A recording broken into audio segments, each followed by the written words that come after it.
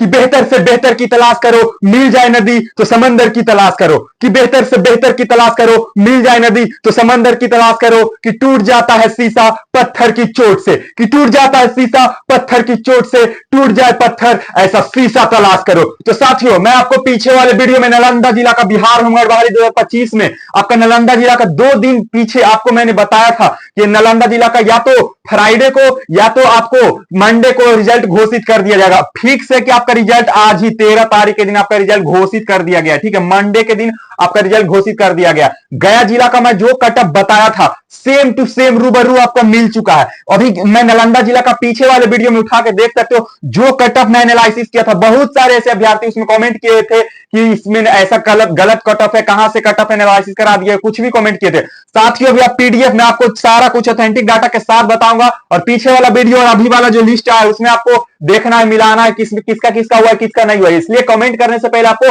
5 से 10 बार सोच लेना कि आप किस कंटेंट पे आप किस पे कमेंट कर रहे हो। ठीक है, सबसे पहले आपको मैं अवगत कराना चाहता हूं, सीटों की संख्या 812 है, सीटों की संख्या 812। और हाँ, वेटिंग लिस्ट से किसका हुआ है किसका नहीं हुआ, इस वीडियो में कंटिन्यू बने रहिए, सारा औसत जानकारी आपको मिलेगा जिससे आपका कोई भी डाउट नहीं रहे। ठीक है, नालंदा जिला का बहाली आपका 812 पदों पे जो कि आपका आया हुआ था, जिसमें 38,649 अभ्यर्थी मेल फीमेल दोनों मिलाकर, और 38,649 अभ्यर्थी मेल फीमेल दोनों मिलाकर इसमें भाग लिए थे। लेकिन आप मतलब कि इसमें फॉर्म डाले थे, इसमें से लगभग आपका 31 से 32 हजार अभ्यर्थी इसमें शामिल हुए थे बहाली में फिजिकल में। ठीक है, इसमें चूंकि फिजिकल से ही सारा कुछ होता है।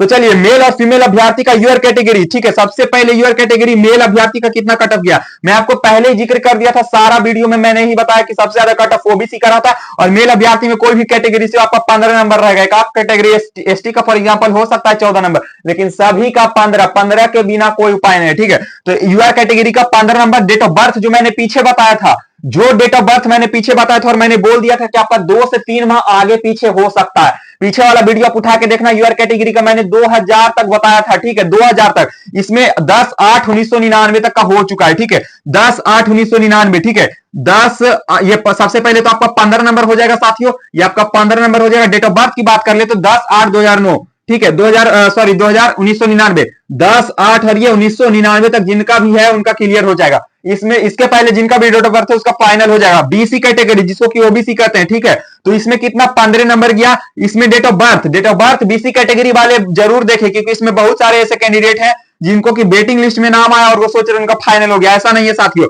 8/5/2001 जो डेट ऑफ बर्थ मैं यहां लिखा हूं, इसके पहले अगर आपका है तो समझिए फाइनल है, इसके बाद है, एक दिन भी इसके बाद है तो यहीं पर से सीधे रिजल्ट खत्म। ठीक है, जो बताया हूं ऑथेंटिक डाटा बता रहा हूं।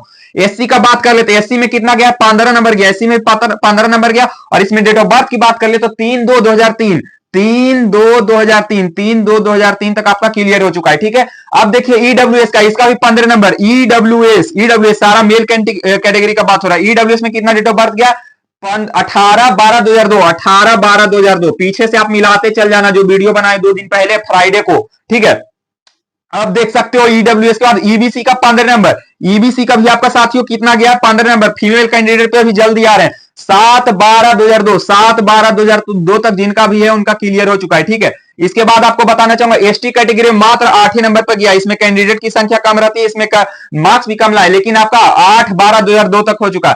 8/12/2000 तक आपका हो चुका है मेल अभ्यर्थी। चलिए फीमेल अभ्यर्थी की बात करते हैं। मेल अभ्यर्थी को फिर से एक बार मैं रिव्यू आपको दूंगा किसका हुआ किसका नहीं। फीमेल अभ्यर्थी की बात कर ले तो ईयर कैटेगरी में किसका हुआ, 14 नंबर गया। बहुत ही कम कट ऑफ गया फीमेल अभ्यर्थी का, जो कि नालंदा जिला से 14 नंबर। 18/3/2002, 18/3 और ये 2002 तक जिनका भी उनका हो जाएगा क्लियर। ठीक है, यूआर कैटेगरी का बात कर रहा हूं, ओबीसी मतलब बीसी कैटेगरी का आपका कितना हो जाएगा, 13 नंबर। बीसी कैटेगरी का 13 नंबर। कितना डेट ऑफ बर्थ गया, 15/1/2000 तक, 15/1/2000 तक। आप बोलो भाई कहां हो, जो बोल रहे हो कमेंट करके कि इतना में नहीं होगा, उससे भी कम हुआ है, उससे भी कम हुआ है। यहाँ पे 2000 तक लिया है बीसी कैटेगरी महिला अभ्यर्थी, मात्र 2000 तक। ठीक है, अब एससी का देख सकते हो, एससी का 13 नंबर गया और 11/6/2004, 11/6/2004 तक हुआ है। ठीक है, एससी कैटेगरी के बाद ईडब्ल्यूएस का बात कर लेते कितना मार्क्स गया।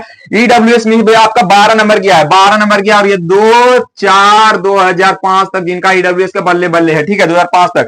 ईबीसी का बात कर ले, 12 नंबर गया, ईबीसी का 12 नंबर गया है। ठीक है, ईबीसी का 12 नंबर गया। डेट ऑफ बर्थ 1999, लेकिन ऑथेंटिक डेट आपका 1/2/2000, ठीक है, 1 और ये 2 मतलब फरवरी माह और 2000 तक आई थिंक है, ठीक नहीं 1999 तक है, 1900 कितना है 99 तक है। इसके बाद बात कर लेते हैं साथियों किसका, इसके बाद बात कर लेते हैं ST category 5 number. ST category 5 number पर हुआ है, जो भी अभ्यर्थी फॉर्म फिलअप किए उनका लगभग का हो चुका होगा इसमें, ठीक है। फिजिकल जो पास करेंगे, रनिंग पास करो हो जाओ एसटी कैटेगरी 1998, ठीक है। अब चलिए बात कर लेते हैं डब्ल्यूबीसी मतलब वुमेन का बीसी में स्पेशल जो रिजर्व सीट रहता है वो तो सारा में होता है। तो चलिए 14 नंबर गया 8/3/2004 तक, 18/3/2004। अब चलिए बहुत ही बड़ा मुद्दा है वेटिंग लिस्ट का। वेटिंग लिस्ट आपको क्यों दिया जाता है ये भी बताता हूं, उससे आप अपना नंबर देख सकते हो, आप कितना आपका पानी में क्या है जो उसमें सब कुछ पता चलेगा। वेटिंग लिस्ट किस लिए दिया जाता है, सबसे पहले वेटिंग लिस्ट इसलिए दिया जाता है ताकि आप देख सकते हो कि आगे जितना सीट है, फॉर एग्जांपल अगर 10 सीट है आपके कैटेगरी में, आपके बीसी कैटेगरी में अगर आप हो या यूआर में कोई भी कैटेगरी में हो, फॉर एग्जांपल आप बीसी कैटेगरी से आपका 10 सीट है और 10 लड़का का हो चुका है, 10 लड़का का ऊपर नाम है, तो वो क्या करता है, कोई भी जिसे कोई भी कंडक्ट कराता है एग्जाम, तो क्या करता है 10 को ऊपर से जो चुनता है उसको 10 को चुन लेता है, लेकिन 5-6 ऐसा एक्सेप्शनल केस में रखता है, 5-6 नीचे ऐसा रखता है जिसका कि इससे थोड़ा थोड़ा कम नंबर भी रहेगा तो उसको उठा लिया जाएगा। क्यों वेटिंग लिस्ट में रखता है, जो ऊपर का 10 को तो फाइनल चयन कर ही लिया, लेकिन ये समय किसी का डॉक्यूमेंट वेरिफिकेशन में अगर गलत होता है, डॉक्यूमेंट वेरिफिकेशन में गलत होता है, ये लोग ज्वाइन नहीं करने चाहते हैं, कुछ भी ऐसा कोई रीजन होता है, तो 1 से 2 अभ्यर्थी नीचे से जो टॉप में रहते हैं, मतलब 10 के बाद जो भी टॉप में रहेंगे फर्स्ट सेकंड थर्ड पे, तो वो सबको उठा लिया जाता है। लेकिन आज के डेट में स्पेशली होमगार्ड का बहाली में जिनका भी हो जाएगा साथियों, वो एक भी ऐसा कैंडिडेट नहीं है कि छटने जा रहा है, डॉक्यूमेंट में भी नहीं छटेगा और इसमें भी नहीं, वो रेयर केस में होता है कि 1-2 छट जाता है, लेकिन 99% जिनका हो चुका है उसका हो जाएगा। वेटिंग लिस्ट से बहुत सारे ऐसे हमारे जिला में से पूरा जिला कोई भी अन्य जिला में बहुत सारे ऐसे हमारे साथी हैं जिनका वेटिंग लिस्ट 1 में आया है, मतलब टॉप में वेटिंग लिस्ट 1वां नंबर में उसका भी नहीं हुआ, पहला नंबर में उसका भी नहीं हुआ, तो नीचे से 20-30 का तो कहां से होगा। इसलिए वेटिंग लिस्ट वाले सॉरी साथियों, आपको बुरा लगे जो भी मैं डाटा बताता हूं जो रियल रहता है, ठीक है। इसमें आपका वेटिंग लिस्ट से एक भी स्टूडेंट का सिलेक्शन नहीं होने जा रहा है, 1-2 का भाग अच्छा रहे तो हो सकता है, लेकिन वो भी आपका किस्मत 0.1% हो सकता है।